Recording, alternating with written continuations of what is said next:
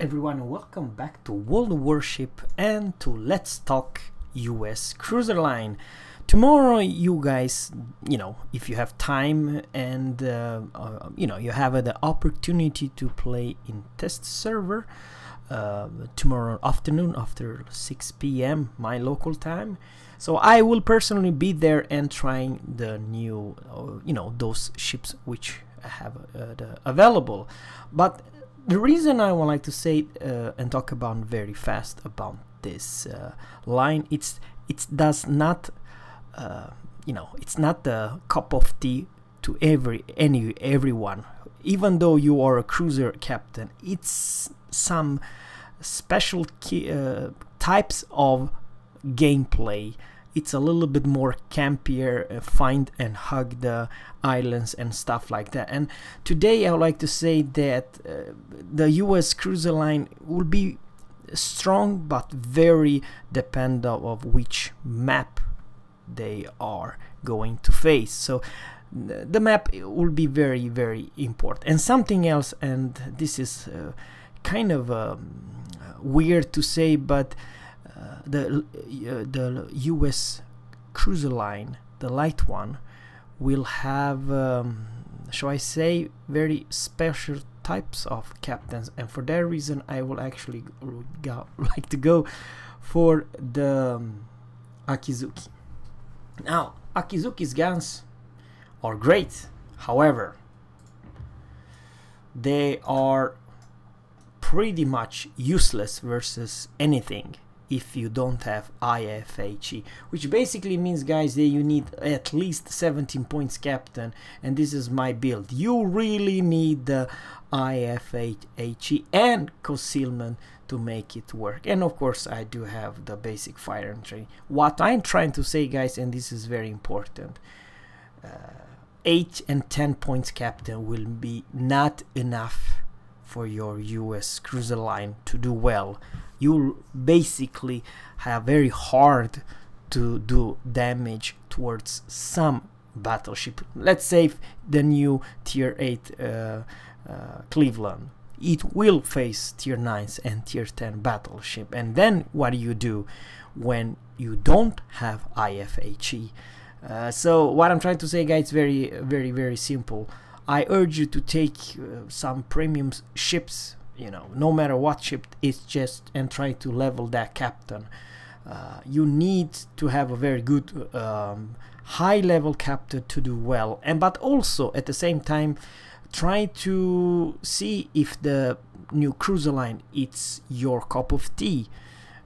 It's very different. Sure, you may argue that in some maps the cruiser line will be ridiculous strong, and what I'm trying to say,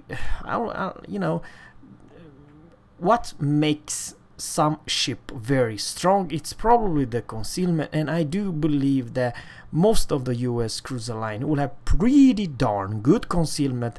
But what's their flavor? It's, in my book, two things or three: the sheer firepower. And let's go to Cleveland, because why the hell not? Cleveland at tier 6, it's amazing. Very good punchy guns, and versus light cruisers and destroyer, it's a nightmare. But also versus CV, you are basically immune at tier 6 versus any type of CVs. You're stupidly strong, and the same thing goes with the whole entire line. However, like you see here, guys, I only have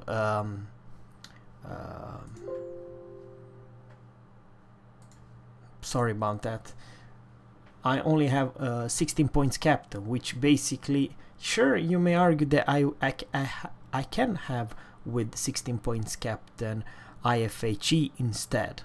Well, I don't have it now because in EU we do have a lot of CVs, and I just want to piss off the CVs.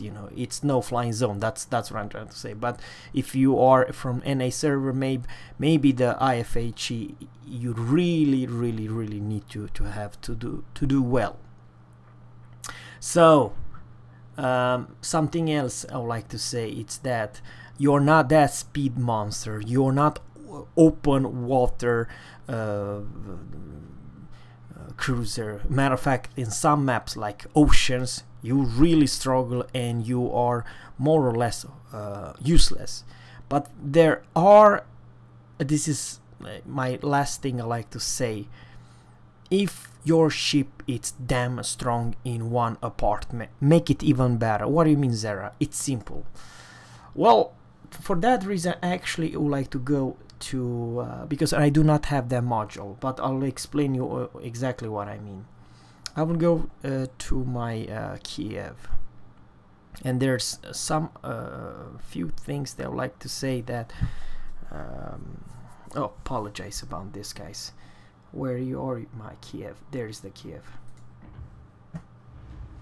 Let's go to modules. For my Kiev, I have this special engine boost modification, which lasts plus 50%. So for a period of 3 minutes, I am a speed monster, and this is not a regular module.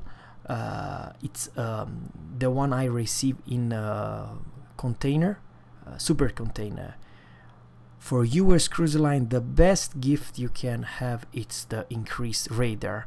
I honestly believe it's only gonna work for tier 9 and tier 10 cruisers only, so keep that in mind.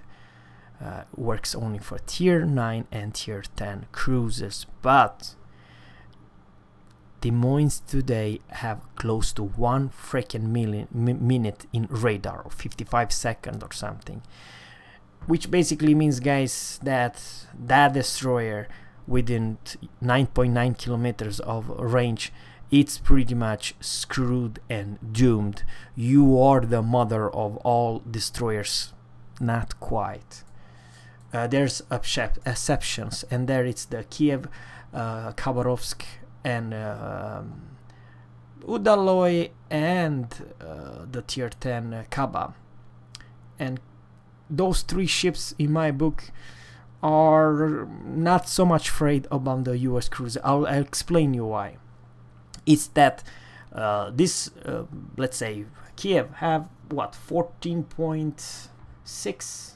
Yeah, it is 14.6. My captain is somewhere else, but let's go for the Udaloy as well. No, I believe it's 14.7, right? The range, fine range, 12 point something. Yeah, 12.7. The trash cat. Yes, but no, what I'm trying to say, guys, it's simple, that they can kite away, it can hit you cruiser very each and every time, but you're gonna have struggle to hit a Russian destroyer at more than 12 kilometers. That's what I'm trying to say. And but otherwise, versus all other destroyers, you are a nightmare. I do believe you fulfill the role of a cruiser, very strong AA, extremely good and pretty sneaky concealment, but the main target is actually to burn the battleships and to take down the destroyers. And I believe that the new cruiser line will be extremely good to do that.